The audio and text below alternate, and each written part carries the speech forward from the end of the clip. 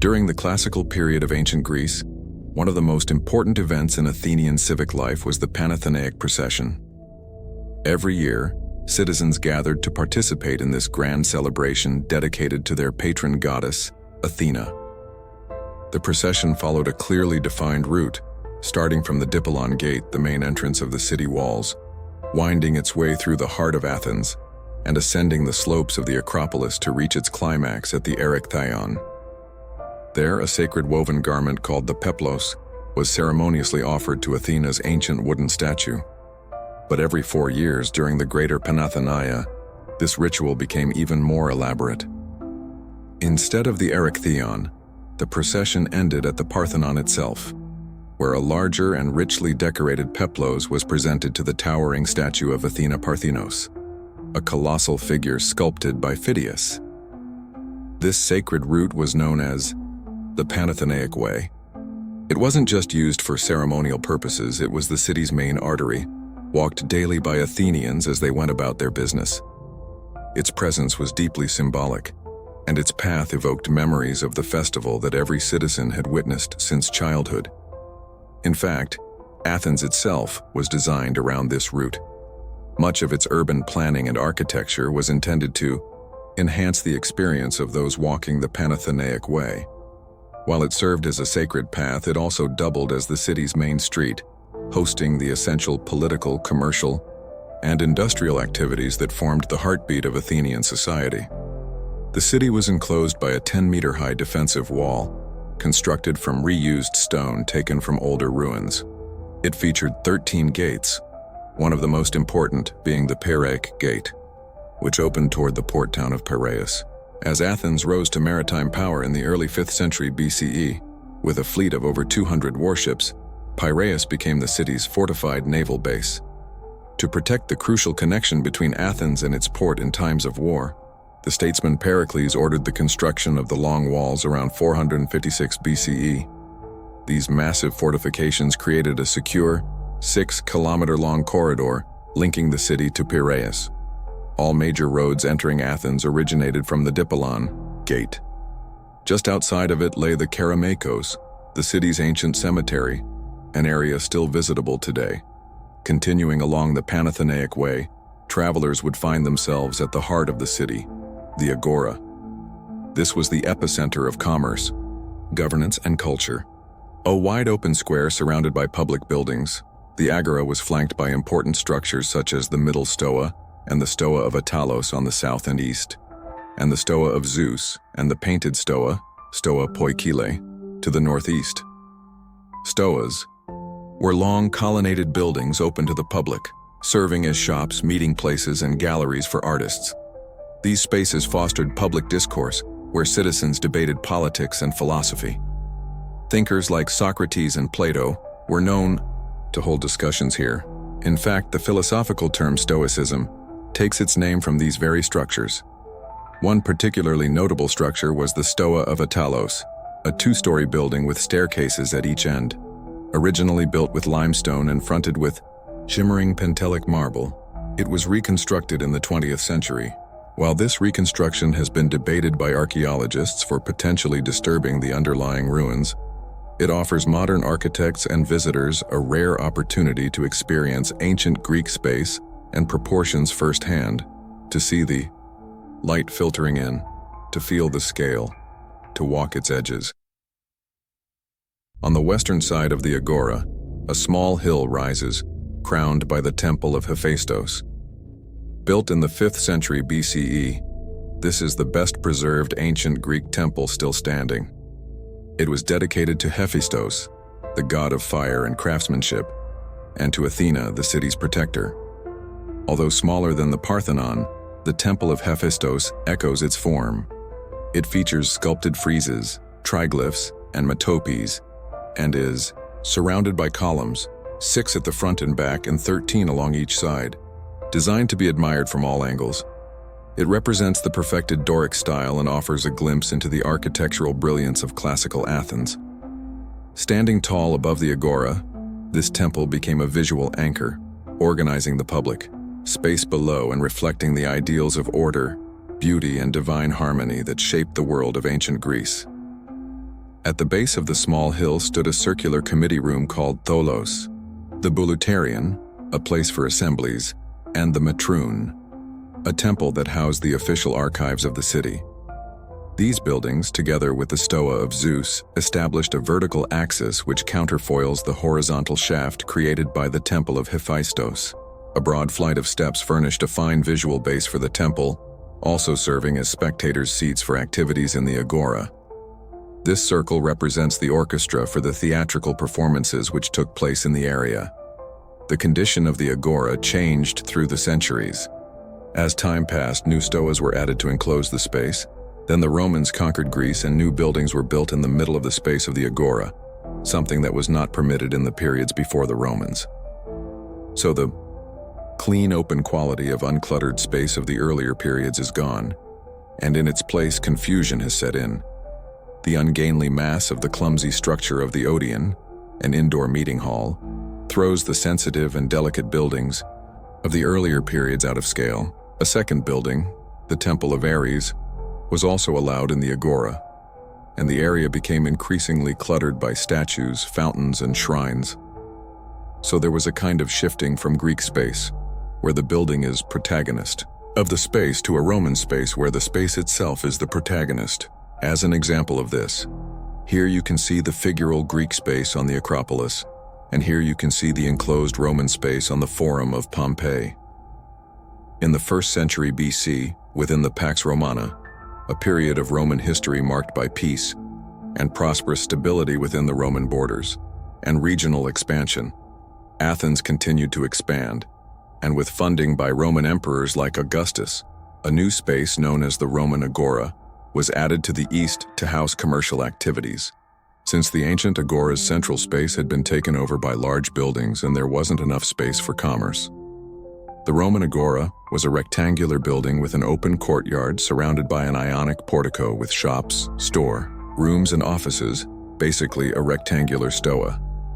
It had 2 propylons acting as entrances, a Doric one made of Pentelic marble on the west, and an Ionic one made of Hymedian marble on the east.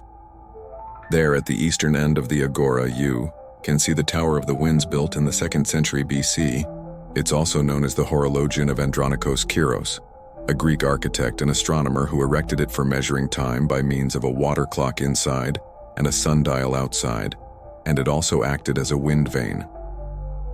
The building rests on a stylobate of 3 steps and is octagonal, each of its 8 sides facing the more important points of the compass.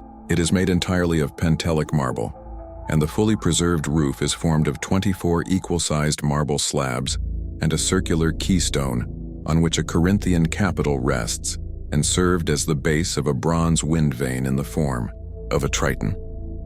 The sculpted figures represent the 8 principal winds. It's admirable how well this building has preserved, since it's much older than the ruins that surround it. A century later, the Emperor Hadrian favored Athens, building an extensive new library in 132 AD, north of the Roman Agora. Here you can see that the architecture is much more Roman, with non-structural Corinthian columns and a frontal facade that gives access to an enclosed space. Emperor Hadrian also completed the enormous, long-delayed temple of Olympian Zeus that had been started in the 6th century BC. This was one of the largest Greek temples in antiquity, occupying an area of 110 meters by 44 meters.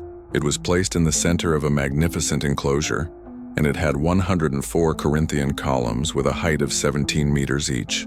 Today, only 16 columns survive. Later Roman buildings include the Odeon of Herodes Atticus, originally a roofed theater, for musical performances with seating for 5,000 spectators, constructed in 161 AD at the southwestern corner of the Acropolis, completing the cultural precinct that had been built by the Greeks in the previous centuries. This cultural precinct included more stoas at the bottom of the slope, and the Theater of Dionysus, one of the largest and oldest theaters of Greek antiquity, and the prototype of all Greek theaters. This venue was where plays by great Athenian dramatists like Euripides and Sophocles were produced. And outside of the city walls, to the southeast of Athens, the stadium, originally made in the 4th century BC for the Panathenaic Games, the series of spectacles that would take place after the procession. This structure was rebuilt by Herodes Atticus in 144 AD to provide some 50,000 white marble terraced seats.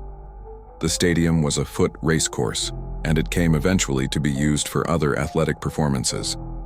It was straight at one end and semicircular at the other, where runners had to turn, and it was 600 Greek feet in length. The sides seemed to go in straight line, making it seem a simple construction, but they actually have a subtle arc formed by the very slight curvature of each block. The objective was to give every spectator the best view possible towards the dromos, the track. The seats were quarried for use elsewhere during the Middle Ages, but the stadium was reconstructed for the modern revival of the Olympic Games in 1896. Many ancient Greek cities were built in the immediate vicinity of a hill which was known as the Acropolis, from Greek akros and highest point, and polis gauners city, and formed a citadel upon which the principal temples or treasure houses were erected for safety. But what makes the Acropolis of Athens the most monumental, harmonious, and beautiful is the disposition of its buildings based on human cognition. The determining factor was the human viewpoint. This point was established as the first and most important position from which the whole site could be observed. The main entrance, emphasized by a propylon. Radii projected from the vantage point determined the position of three corners of each important building, so that a three-quarter view of each was visible. So all important buildings could be seen in their entirety from the viewpoint. And if this was not possible, one building could be completely hidden by another. It was never partially concealed. These radii that determined the corners of the important buildings formed certain specific angles from the viewpoint, equal in size on each site.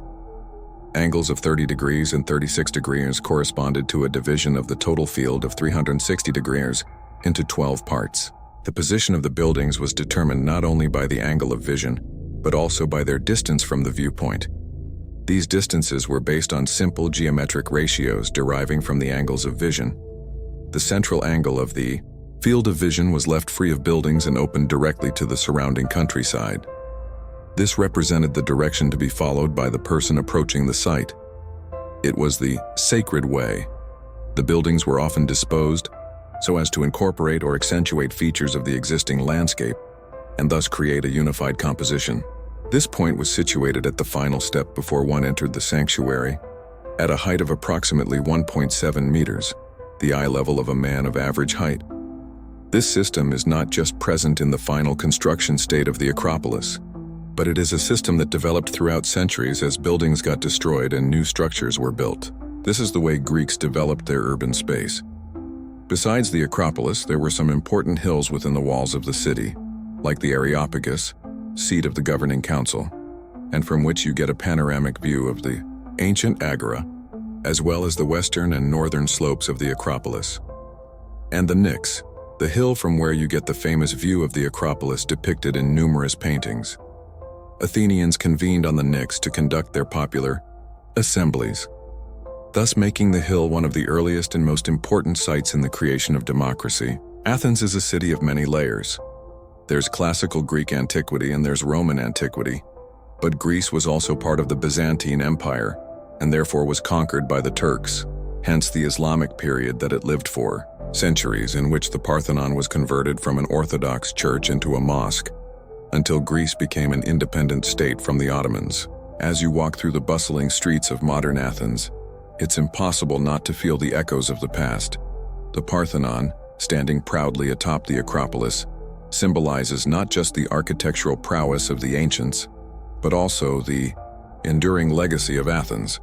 It has watched empires rise and fall, religions change and ideologies shift, yet it remains an eternal guardian of history and human achievement. So, when you visit Athens, remember that you're not just stepping into a city. You're stepping into a living, breathing museum of human history.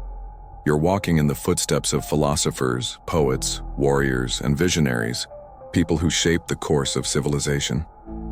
The Greeks built great cities and great buildings, and the peak of ancient Greek architecture was a Parthenon. And if you want to understand its architecture and the rest of the buildings on top of the Acropolis.